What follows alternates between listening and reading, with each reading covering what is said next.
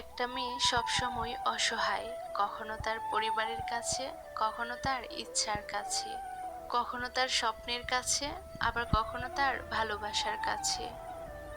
একটা মেয়ে বিয়ের আগে সংসার জীবন নিয়ে যেমনটা কল্পনা করে, বাস্তবে তা খুব কমই আশানুরূপ হয়।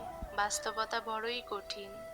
নারীর বুক ভাঙা বুবা কান্না শুরু হয় বিয়ে নামিয়ে এই সম্পর্কের মধ্য দিয়ে। বাবা মায়ের চোখে হারানো সেই ছোট্ট মেয়েটা আজ সংসার করছে, যাকে নিজের বাড়িতে কোনোদিন এক গ্লাস জল বড়ি খেতে হয়নি। সে বাড়ির সব কাজ আজ নিজে সামলাচ্ছে, আজ সহ্য করা শিখে গেছে। এটাই হয়তো জীবন, আর এরই নাম সংসার। এক কথায় মেয়েদের দায়িত্ব শেখাতে হয় না।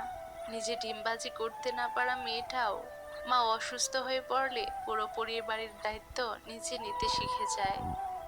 বিয়ের আগে প্রতিটা মেয়েই তাকে বাবার রাজকুমারী। সেই মেয়েই একদিন হয়ে যায় বাবার বাড়ির প্রিয় অতিথি। একটা মেয়ে তার জীবনের প্রত্যেকটা সময় বেঁচে থাকে অন্যের জন্য। জন্মের পর বাবা মায়ের জন্য, বিয়ের পর স্বামীর জন্য, আর সন্তান হবার পর সন্তানের জন্য। আসলে মেয়েদের জীবনে নিজের জন্য কোনো চাওয়া পাওয়া থাকে না। প্রতিটা মেয়েকে তার সংসারে টিকে থাকার জন্য প্রতিনিয়ত যুদ্ধ করে যেতে হয়, হয় পরিবারের সাথে, না হয় নিজের সাথে। আর প্রতিটা যুদ্ধ তাকে বুঝিয়ে দেয়, মেনে নাও, মানিয়ে নাও। এভাবে মেনে নিতে নিতে একসময় সে নিজেই টিকে যায়। শুধু টিকে যাওয়ার আড়ালে তার ভাঙা গড়া গল্পটা কারোর জানা হয়ে ওঠে না।